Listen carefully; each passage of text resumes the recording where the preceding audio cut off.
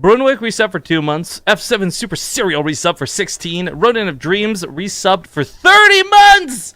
Woohoo! Digital Rest a resub for 5. And thank you anyone else I may have missed. By the way, how was that yell? Is that alright? Does that sound too crazy? I've never really been bothered by your yelling, so I don't know. Well, let's hope the compressor is just working like a boss then. Okay. But alright, ladies and gentlemen, welcome to the DreamHack Tours qualifiers. This is going to be for the Spring Championship of WCS taking place in France. Top 8 players today get through, and in the bottom, excuse me, the middle upper right, it's going to be the red Terran player, Optimus. In the bottom left, as the green Terran, it's LucifroN. Now, Optimus picking red is great, because so is the Transformer, that giant fire truck. But Isn't he also like blue, though? He's a fire truck. He's not a fire truck. He's a truck. Whatever. Okay, my point of this that I was getting at clearly was to indicate my lack of Transformer knowledge, okay? So thank you for just cutting me off at the... Oh, my bad. No, I was going to mention, though, this guy's on AT Gaming, so teammate of Thermal. So he certainly has a good Terran to discuss strategy with. Not sure if he's going to have too much of that to bring. Optimus is also a player we've seen in several brackets. I will say, for the most part, he's not a bad player. We typically don't see him in the semifinals, and we typically don't see him in the finals. But arguably the same thing could be said about his opponent, LucifroN. But we have one very stark difference in this TvT opener. Yes, the amounts of rocks that were put down, quite.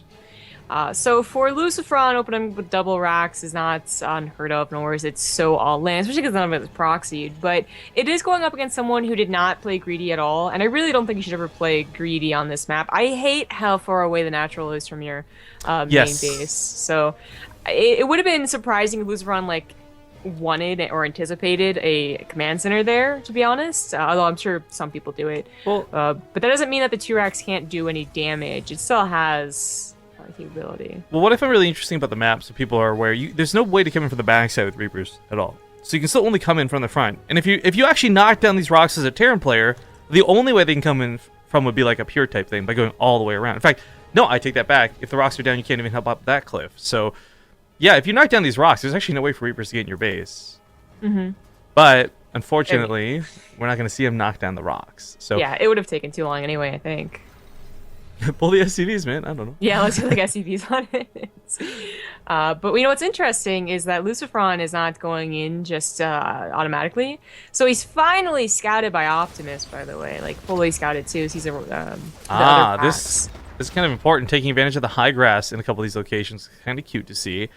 Now, obviously, you can still walk into it, but it's dangerous, not knowing where your opponent is. Going to throw down some random grenades. Also not going to get seen by LucifroN. That's going to cost him a Reaper. It gets the Hellion at least, and actually, no, just I like backing away. This wasn't, by the way, so this started off as a 2 racks, and I thought it was going to be a lot more dedicated. It's worth noting you did go for a factory pretty quickly behind this, so this wasn't something where LucifroN had 7 more Reapers on the way, and that was some very sick micro.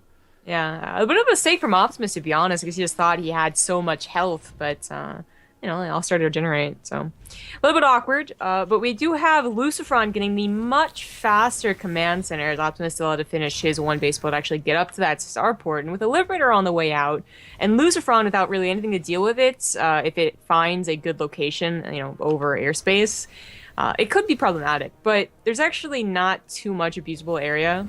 They very specifically, I feel, put a lot of space behind your natural or your main minerals rather, so that Marines could get back there and deal with the Liberator, unless they had range, which no one does that in TvT. I love, by the way, that this was such a simple thing for Blizzard to do. You had 2 options to nerf a Liberator, right? You either nerf the Liberator itself or just put fucking space behind the minerals, because this applies to all races, not just Terran. Obviously, there's more maneuverability for Stalkers, there's more maneuverability for Queens, this, that, and the other. But at any rate, we do have a Banshee coming up next out of Optimus, so this could pay him back a little bit of damage. It's worth noting, though, because they've both gone for expansions, no one's really super dedicated. Oh, nice block by Optimus, though. Mm-hmm. A bit annoying. But right, it's... Of course they're going to macro out of this. I think there are a couple of maps where you can go for a 1 base pure, tank push, and then it's very, very annoying. Like Arena, for instance, but not this one. It's still, a large map, even if it's not, the biggest some time to actually get across to your opponent. This Banshee, Should actually do some damage as a missile turret. And he just muled actually. Oh, as we look over, he mules too. So there's not gonna be any scans. That's gonna really sting. I'm wondering though if it'd be better off for him picking off that tank if it's sitting in the back, or just going straight for the SCVs. Coming down the middle of the map with his own tanks, he would be met unmatched should LucifroN's own tank go down. This Banshee's actually a super big problem. Not just the fact that it, is going to kill a couple SCVs, but that it is going to distract LucifroN. If it's all his Marines are up here, that increases the chance that Optimus's tanks are going to actually get into a good position at the front. Which I thought LucifroN was going to see. Either he was going to take the Zelnaga or his Marines were going to run in there. I could have sworn he actually did, because I'm pretty sure he lost him. But he had to deal with the Banshee. He's not dealing with the Banshee, and he's not dealing with the frontal push. The Banshee can help out with the push, too. This looks terrible. I mean, LucifroN's only option at this point is going to drop directly on top of this, pull some SCVs, hope for the best. But I think the Banshees just win this game. And this is not a way I expected somebody like LucifroN to go down, but unfortunately that looks to be about the case. And he picks up everything that he can, but it's mostly SCVs, not Marines, so he still doesn't have a lot that's going to shoot up. SCVs getting pulled once again, but just emphasizing LucifroN doesn't have an army to fight with. Yeah, and I really like that Optimus unsieged that one tank, as it was mostly just his tanks and the Banshees. A couple Marines now are being rallied over, and it's taking them a little bit. Now I see just one tank, leaves the other one unsieged. I like the combination, and I think this should just be game for LucifroN. It's starting to just tumble forward way too much here. This is so funny, too, because I don't feel like it was the dedication to Reapers that cost in this game. Oftentimes, we can deduct that, he spent an extra 400 gas on Reapers, like that later starport, etc., but that wasn't the case here. Now, it's worth noting the command center does live. Not without losses, 24 SCVs died, but the command center lives, a Viking's out, and he's going to try and stabilize. And in the past, when LucifroN was in his prime, I would say he's the type of guy who can certainly come back from a position like this. I don't know about now, though. He's still fresh back to the game, and even though he's looked great in the games we've cast of him, it's been more like TVZs and such, not TVTs. And the matchup is a lot harder to play now than it used to be. He's going to find Optimus, though, without a wave of production, so he's got some reinforcements. He's going to pay back some of that SCV damage. Very important that he does this. So LucifroN, he got that stim much, much quicker. So he's holding off on combat shields, though he did actually get +1 as well. So his one opportunity would have been to have some really nice drops. But unfortunately, that is his only medevac, I believe. He doesn't have a reactored starport, and he needs to still get Vikings to deal with the Banshees. It is repaying the SCV damage, which is really nice, although it's still not quite evens it up. But the thing is that LucifroN's not on a natural. That's very true, but I think for me, when I look at this, one of the more important factors is this also kept the rest of the army, like the reinforcements, at home. If Optimus had the full strength of his army here, I think he breaks this tiny little ramp like nobody's business. Same comment, though, for LucifroN. I'm wondering, if he's really worried about breaking this, and he doesn't have his own medevacs, he can't drop the tanks, why not go for a single Liberator? I think it would have done wonders in this position. Optimus might have overstayed his welcome here. He realized it a little too late in his stim. LucifroN did pounce on his army, but Optimus still has a decent one back at home. He's getting his own tech, which was the biggest thing he was missing, rather than those stim and combat shields, that is. And actually, again, LucifroN did not go for combat shields. He was using his money elsewhere, and at this point, he might have also just simply forgotten, because he has enough money in gas. That's a big problem, because that Marine count is pretty big for Optimus, and they're just going to wreck LucifroN's.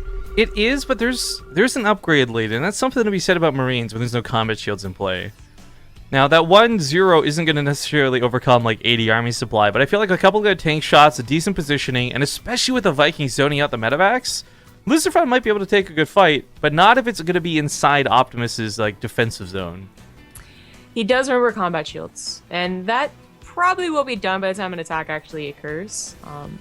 As he does have a couple of scouting Vikings going out here, trying to snipe off those medevacs that get a little too far forward usually. So it was dangerous, but it could have potentially been worth it. Well, I actually thought these Vikings were a really important aspect to what's going on. We've talked about this a lot more recently with the tank drop being a big part of the game, but now with no way to easily zone those out, he's only got one medevac to shuffle his own tanks around with. It's going to be really hard to deal with the drops of Optimus.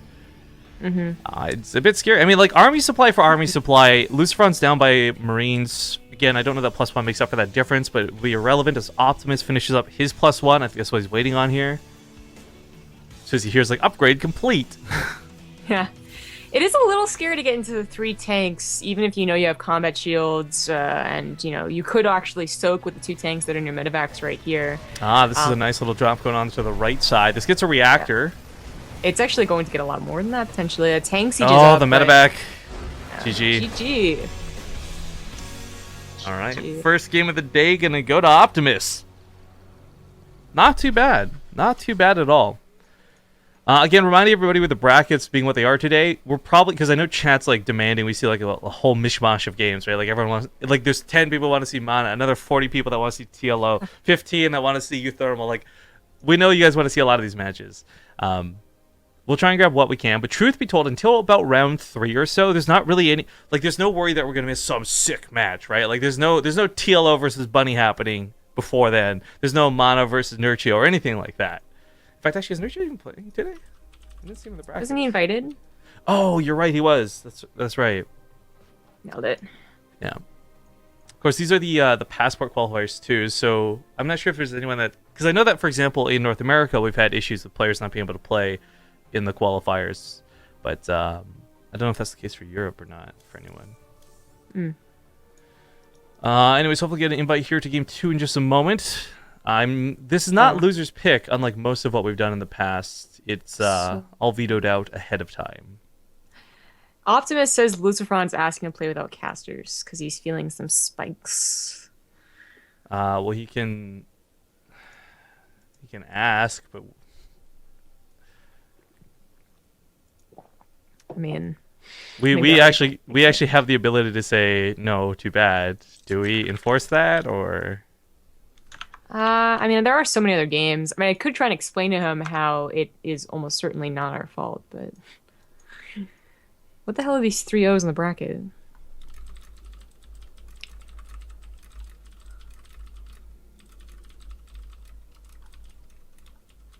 People can't put in a number correctly? Please.